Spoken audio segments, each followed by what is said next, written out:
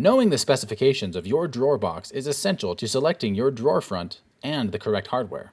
First, let's take a look at the general specifications of all our drawers. Our Dovetail drawer boxes arrive pre-assembled and can typically be ordered in pre-finished or unfinished. The front, back, and side panels will all have a thickness of 1/2 inch. The bottom of the box will be 1/4 inch thick and will be recessed 1/2 inch. Next, you'll decide if you want your drawer to have a dovetail or a doweled construction.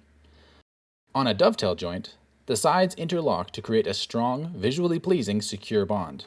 The doweled box uses dowels, pins, and some wood glue to join the sides at a 90-degree angle. While the doweled box is more budget-friendly, the dovetail construction is superior in terms of strength and longevity.